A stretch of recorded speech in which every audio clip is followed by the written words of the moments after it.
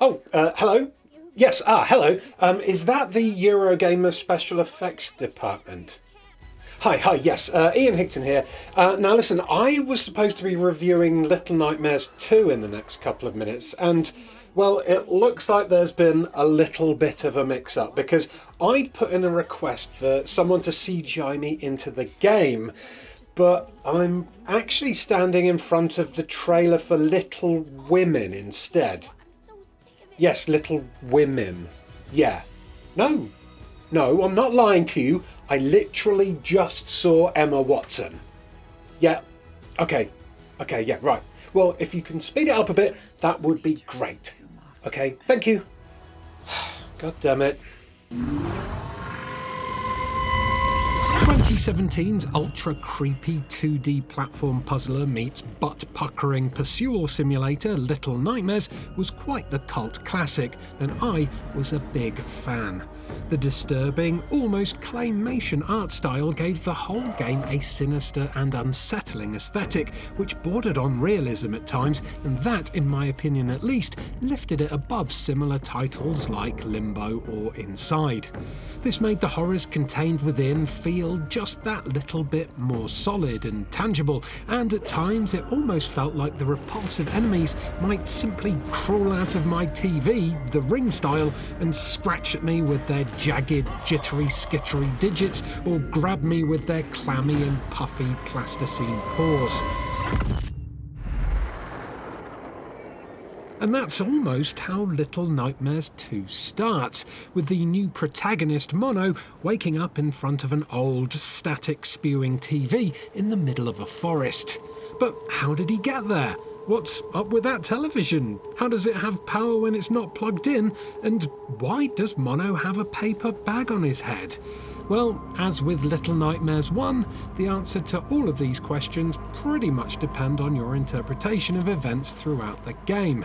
There are some clues as to what might be going on dotted around the scenery if you look hard enough, but nothing is spelled out for you, and as such, as you progress, you'll tend to feel as lost and confused by the situations as Mono himself.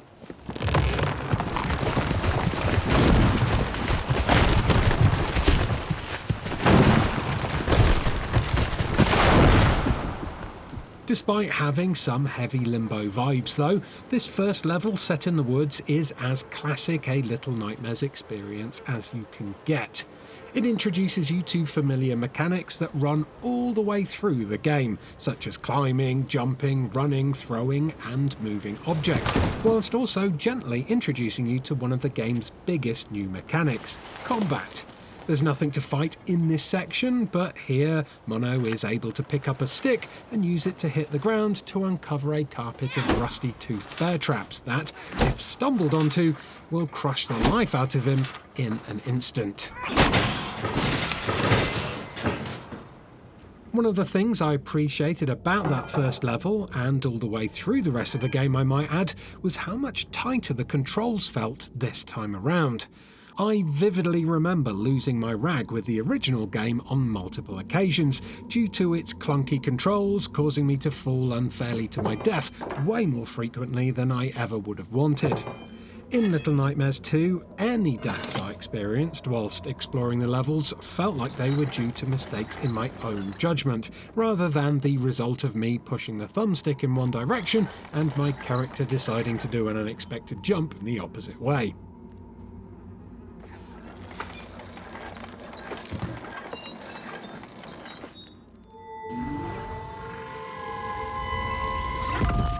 Hello? No, it's not sorted, no.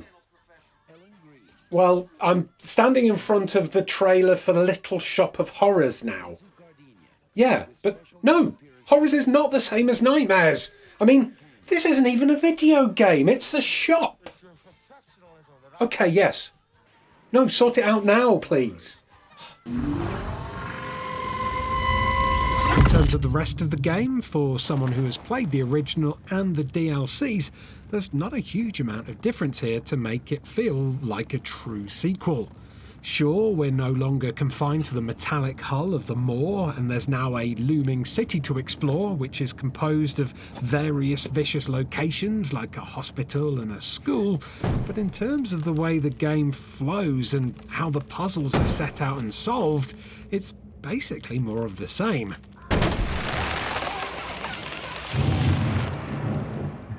If you told me this was another piece of Little Nightmares 1 DLC, I don't think I'd have had a problem believing that at all. Sure, there's the addition of having Six, the protagonist from the first game, as your co-op AI partner, and I'll talk more about her later, and yes, there are a few combat sections where you get to hit scary things with a solid thing, but almost every other puzzle or situation felt like something I'd experienced before in the original game. There were some standout puzzles here, like one that involved an X-ray machine and another that needed sound to solve, but if you've already completed the original game, I feel like you'll be able to thunder your way through most of this one in one go, because that's exactly what I did.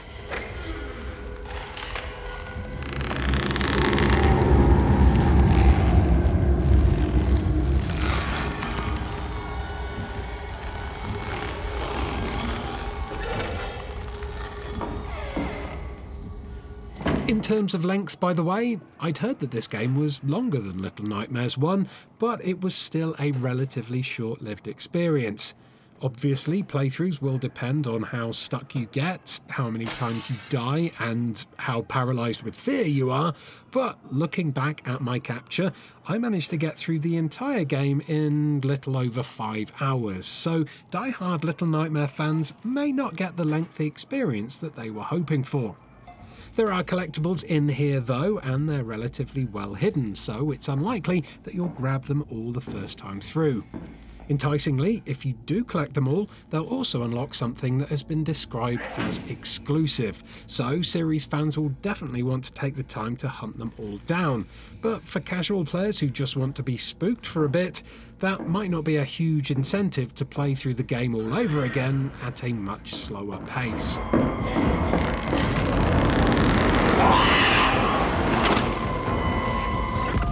What?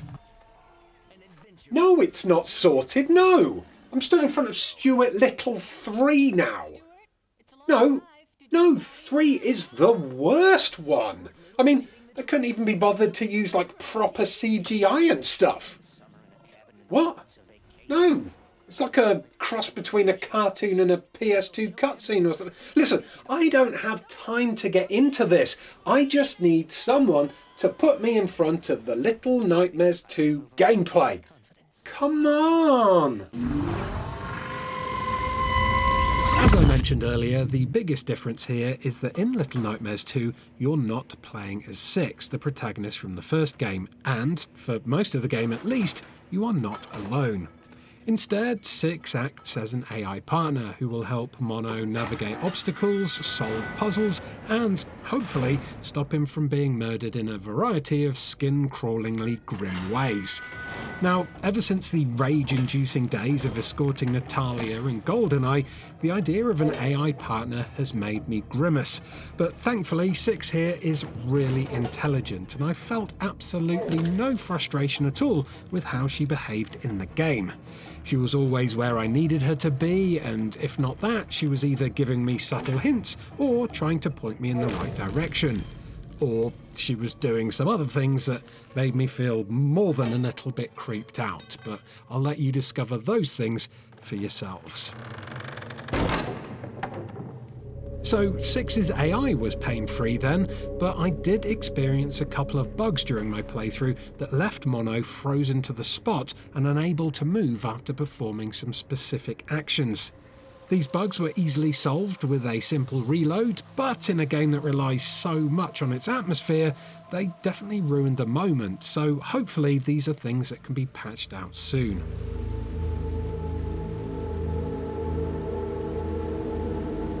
Also, whilst the controls were solid, and Six was an AI delight, the repetitious, learn-by-failing nature of the original is just as big a part of the game as ever. Some people may not mind this, especially as there are oodles of checkpoints and you're never sent too far back when you do die, but I have to admit to getting rather aggravated at having to repeat some of the slower, more stealthy sections multiple times over because I couldn't find that one specific path that the game wanted me to take.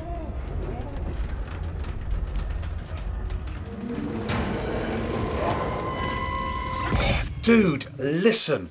Big Trouble in Little China might be one of my all-time favourite films ever, but it's still not what I need for this review.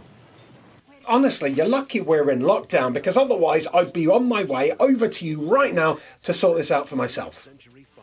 What? No, I will not pick you up a cheese and onion pasty and a copy of the Beano on my way over there. What the hell is wrong with you? So, with all that out of the way, how does Little Nightmares 2 fare when it comes to what really matters? The scares. Well, it fares really bloody well, actually, pushing the player from anxiety-inducing sprints 1 minute to moments where you're hunted and frozen in place with fear the next. This game simulates the feeling of being stalked by an unstoppable force so well. It's like the video game equivalent of those nightmares where you're being chased by a monster but you're stuck in the mud and can't move very fast. You can physically feel the presence of some of the creatures as they chase you down. You can imagine their hot, damp breath on the back of your neck as they reach for you with open mouths, and you'll definitely shudder with relief when, after a panic-stricken scramble, you manage to escape their clutches by mere millimeters.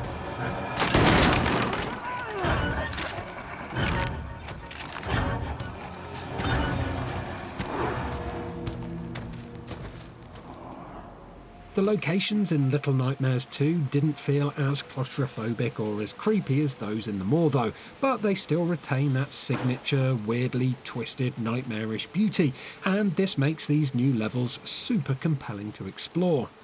The enemies were just the right amounts of threatening and disgusting too, with the standout for me being the teacher, whose Stretch Armstrong-style neck had me whimpering in fear as she pursued me through impossibly tight ventilation shafts. She's basically this game's version of the janitor from Little Nightmares 1, but turned up to 11, and if you remember how horrible it felt to have him reaching for you with his horrible long arms, then you're going to have a pretty good idea as to how messed up she is.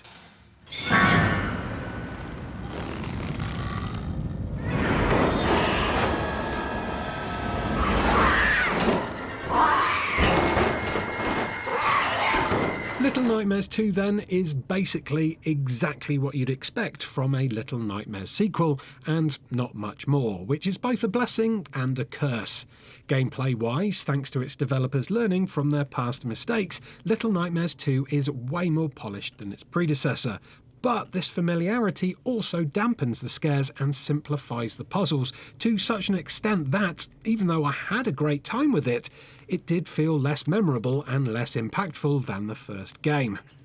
That being said, fans of the series will love exploring the new locations and deciphering the new lore. Newcomers will be thoroughly freaked out by all the twisted imagery and messed up monsters, and everyone will be disturbed by the dark as fugue ending, which will leave players with way more questions than they have answers.